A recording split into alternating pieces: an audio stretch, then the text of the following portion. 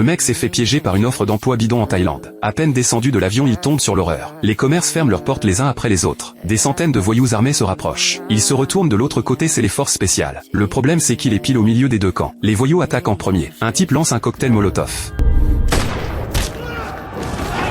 Jacques se planque derrière les flics en vitesse. Mais les voyous sont complètement cinglés. À coups de pierre et de bâton, ils mettent les forces spéciales au sol. Jacques court vers l'hôtel de toutes ses forces. Des voyous surgissent de partout en chemin. Dès qu'il voit un étranger, il l'attrape. Jacques arrive à l'hôtel de justesse. Sauf que le bâtiment est déjà encerclé. Un homme capturé dit qu'il est étranger, persuadé qu'ils vont le relâcher, sans savoir que les étrangers sont exactement la cible. Jacques est sous le choc. Voyant que les voyous l'ont pas encore repéré, il se barre en courant. Un type le voit. Jacques tire l'échelle de secours et grimpe à toute vitesse. Les voyous grimpent derrière lui. Par chance, Jacques repousse l'échelle avec le pied. Il échappe au pire de justesse. Jacques arrive dans le hall de l'hôtel. Il veut comprendre ce qui se passe. Les employés se battent pour bloquer les voyous et préviennent Jacques gentiment de retourner dans sa chambre et de pas en sortir. À peine au deuxième étage, les voyous défoncent la porte d'entrée. La seconde d'après, les coups de feu éclatent, ils tirent sur tout le monde. Jacques plonge dans l'ascenseur. Les tirs et les cris résonnent dehors. Il martèle le bouton du 8e, mais l'ascenseur bouge pas. Jacques est en pleine panique.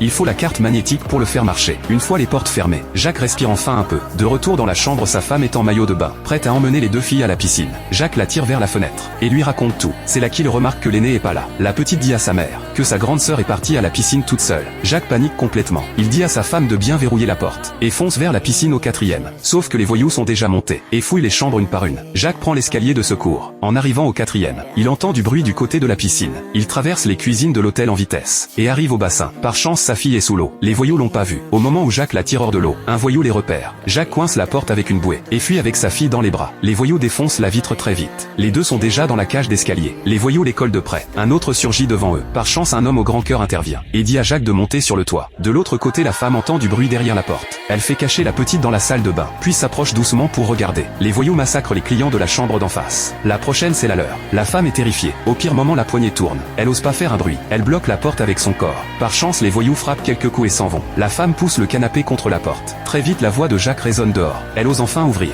Jacques explique son plan de fuir par le toit. La famille sort de la chambre. Mais en courant, la petite fait tomber son jouet. Elle hurle pour le récupérer. Les voyous l'entendent direct.